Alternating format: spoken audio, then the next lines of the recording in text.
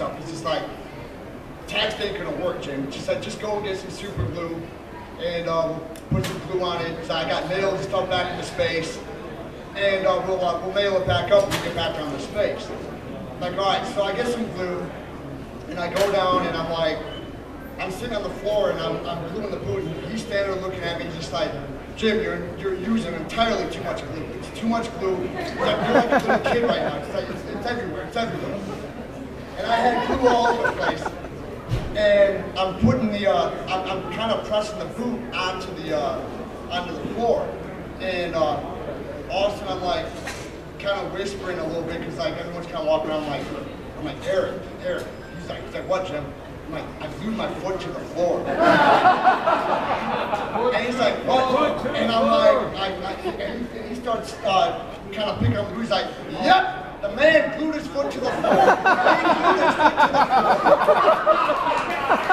I was kind of paranoid, because I was like sitting there, and it was kind of like, we kind of realized later that I could have just brought my foot out of the boot, and I would have been all right, but like I was paranoid to the fact that I think I'm here for life. I'm not going anywhere.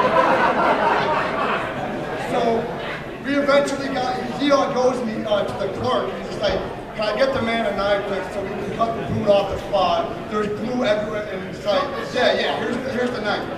So I cut I'm trying to cut the boot off the ground, off the floor.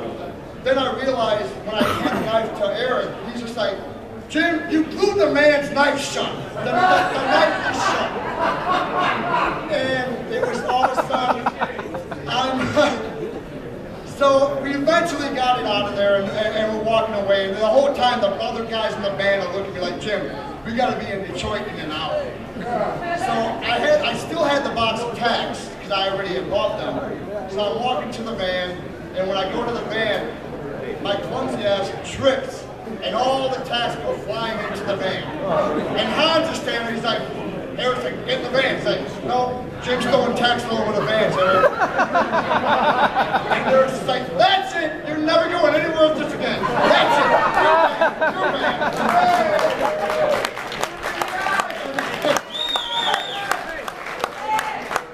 But that being said, that was never to be the case. Like, I was always allowed everywhere that they went.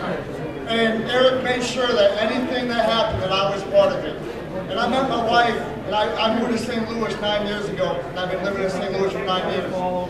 And religiously, Eric would call me every couple of months to either invite me to something that was happening in Chicago, or just to see how I was doing. And those 9 years that went by, there wasn't a couple of months that went by that I didn't talk to him.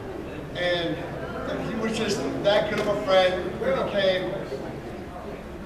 He became a brother to me. I always kind of looked up to him. He was older than me. I always looked up to him like an older brother. And he had many jokes about me, and he always said that. He's like, there's one thing I want to tell you, Jim. There's a difference between the people I like and the people I love. If I make fun of you, I don't love you. Yeah. He made fun of you a lot.